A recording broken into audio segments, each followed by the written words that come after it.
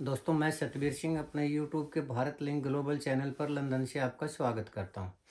दोस्तों, आपने नायक फिल्म का एक वो सीन देखे अमरीश पुरी का, जिसमें अमरीश पुरी चीफ मिनिस्टर हैं और वो किसी पब्लिक में जाते हैं। तो पब्लिक में एक आम कार्यकर्ता गलती से अमरीश पुरी को टच कर देता है, हाथ लगा देता है।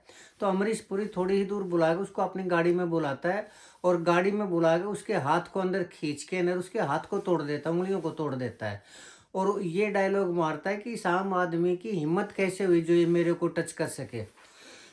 तो दोस्तों, ये मात्र एक कहानी नहीं है, एक फिल्म का डायलॉग या सीन नहीं है। ये हकीकत में ऐसा होता है कि जब ये नेता होते हैं ना, जब ये सत्ता में होते हैं, पावर में होते हैं, तो आम आदमी की इनके लिए किसी भी तरह की कोई भी कीमत नहीं होती।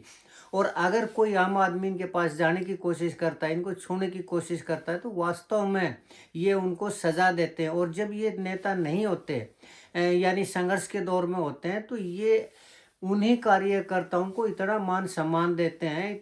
अगर उनके कपड़े भी गंदे हों तो भी उनको अपनी बाहों में भर लेते हैं, उनको उनसे प्यार जताते हैं, अपना हक जताते हैं, और उनको अपना भाई कहते हैं। भले ही उम्र में वो छोटा हो, लेकिन उसको बड़ा भाई कहते हो। और अगर उनसे मिलने के लिए जाना हो तो यहाँ तक कि वो अपने बेडरूम में भी उसको बुला लेते हैं, और वहाँ पर ऐसी आत्मीयता से बात करते हैं कि जैसे ये तो सदियों पुराना बिछड़ा हुआ भाई हो। और ये कहते हैं कि आने हमारा राज आने दो, अब तो मैं कुछ कर नहीं कर सकता। जैसे वो राज हमारा नहीं तुम्हारा होगा, और एक बार हमारा राज ले और फिर देखो हम क्या करते हैं आपके लिए, कैसे आपके जीवन को बदलते हैं। तो ये नेताओं की एक पहचान होती है। और बल्कि मैं तो ये कहता हूँ कि ये नेता नहीं है, हर इंसान की ही फितरत होती है कि जब उसके पास पावर होती है, पैसा होता है, तो वो आम आदमियों की कोई कीमत नहीं समझता, उनको कीड़ी मकोड़े की तरह समझता है। और लेकिन जब वो खुद गरीब होता है तो वो इतना बड़ा शरीफ आदमी होता है, इतना साधु महात्मा की तरह व्यवहार करता है, और ये दिखाता है कि उससे ज़्यादा शरीफ तो कोई इस दुनिया में है ही नहीं। लेकिन अगर वो फिर से भी पावर हासिल कर लेता है तो वही आदमी जो शरीफ होने का ढोंग करता है वो अपने असली रूप में आ जाता है। ये इंसानी फितरत है दोस्तों। और ये हर किसी का ये नहीं है कि किसी एक आदमी में, हर किसी का यही गुण होता है, यही उसकी पहचान होती है, इसके अंदर की छुपी हुई जो है वो होती है। खैर दोस्तों, तो मैं बात कर रहा था हमारे कि ये नेता हैं ब्रजेंद्र सिंह जी की। ब्रजेंद्र सिंह जी आजकल यात्रा के अंदर हैं, सद्भावना यात्रा निकली हुई है। तो उस सद्भावना यात्रा में वो पूरे हरियाणा के अंदर यानी 90 की 90 जो विधानसभा सीट है, उनको कवर करेंगे और उनसे लोगों से मिलेंगे, और एक तरह से मेल जोल या सद्भावना लगा लीजिए, कुछ भी उसको बढ़ाने का प्रयास करने लग रहे हैं। अच्छा, एक थोड़ा सा मैं और बताऊं ब्रजेंद्र सिंह जी के बारे में। तो ब्रजेंद्र सिंह जी बीजेपी में सांसद हुआ करते, तो जब वहाँ ज़्यादा जो बीरेंद्र सिंह जी या उनके पिताजी की ज़्यादा वो नहीं हुई, तो वो वापस कांग्रेस में आ गए। ब्रजेंद्र सिंह जी को भी उनके साथ कांग्रेस में आना पड़ा, या फिर वो आ गए, खुद खुद आ गए। और अब ब्रजेंद्र सिंह ने जब चुनाव लड़ा दोस्तों, तो वो मात्र 32 वोटों से हार गए।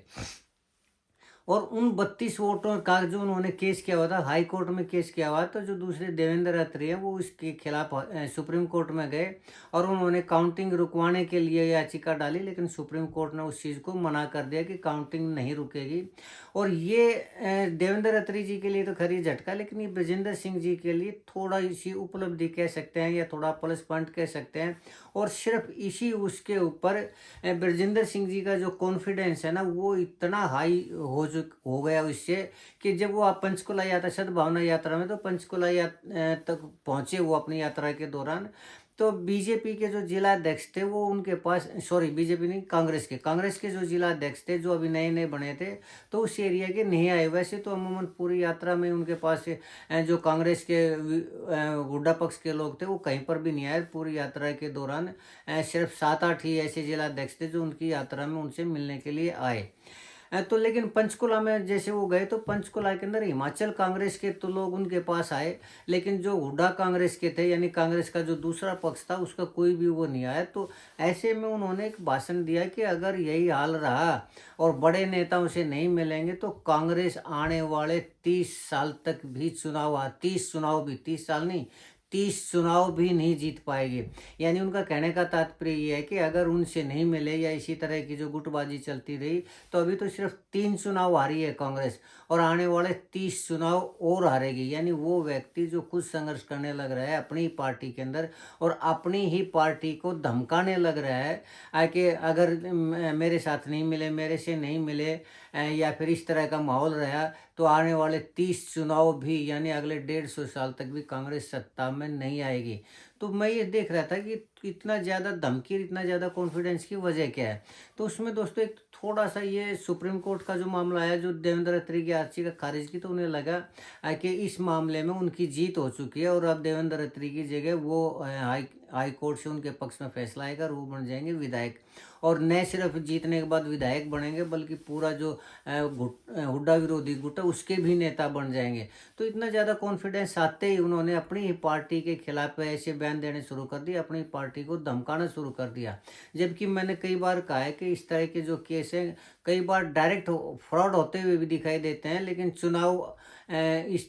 चुनाव अधिकारी दूसरे उसको विजेता घोषित कर देते और वो मामला कोर्ट में जाता है। तो कोर्ट में जाते जाते फैसला आते आते 5 साल लग जाते हैं, तब तक अगले चुनाव की घोषणा हो चुकी होती है। तो अगर वो जो कोर्ट में पहुंचता है वो जीत भी गया तो उसकी जीत के कोई मायने नहीं होते। और यहाँ पर अभी बृजेंद्र सिंह जी की हाई कोर्ट में सुनवाई चल रही है। अभी सुप्रीम कोर्ट में एक याचिका खारिज हुई है और उस याचिका खारिज होने से ये है कि अब हाई कोर्ट के अंदर सुनवाई जारी रहेगी।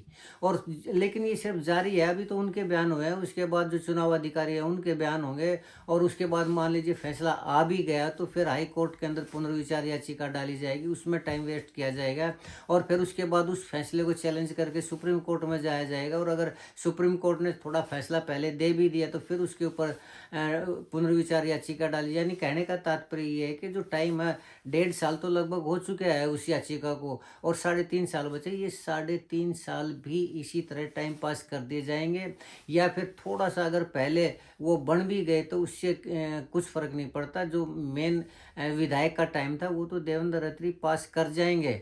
और मात्र एक छोटी सी सुप्रीम कोर्ट के राहत मिलने से ही जब बृजेंद्र सिंह जी अपनी पार्टी को जिसके अंदर वो काम करने लग रहे हैं, संघर्ष करने लग रहे हैं, अपना वजूद देखने लग रहे हैं, उसी पार्टी को धमकाने लगे। तो ये समझ में नहीं आता कि नेता लोग हैं थोड़ी सी पावर मिलते ही कैसे कैसे अपना वो अहंकार आ जाता है या फिर उनका कॉन्फिडेंस लेवल इतना ज़्यादा बढ़ जाता है। ये समझ से परे की बात है दोस्तों। खैर जो भी है, लेकिन कुल मिला के ये है कि अपनी पार्टी को धमकी देना मेरे हिसाब से बृजेंद्र सिंह जी के लिए उचित नहीं है। आने वाले टाइम में यही धमकी उनके लिए नुकसानदायक भी रहेगी। मेरा जो अनुभव उसके आधार पर मैं ये कह रहा हूँ, बाकी आने वाला समय बताएगा दोस्तों। तो आज के लिए इतना ही। मुझे उम्मीद है कि आपको मेरी ये वीडियो पसंद आई होगी। अगर आपको लगता है कि मेरा कहना सही है तो आपसे गुजारिश है कि मेरे इस वीडियो को लाइक करें, शेयर करें, कमेंट करें दोस्तों। और चलते चलते एक निवेदन और करना चाहूँगा कि आप मेरे इस चैनल को भी सब्सक्राइब करें ताकि इसी तरह की विश्लेषण मैं आपके सामने लाता रहूँ। आपने मेरा ये वीडियो देखा इसके लिए आपका बहुत बहुत धन्यवाद।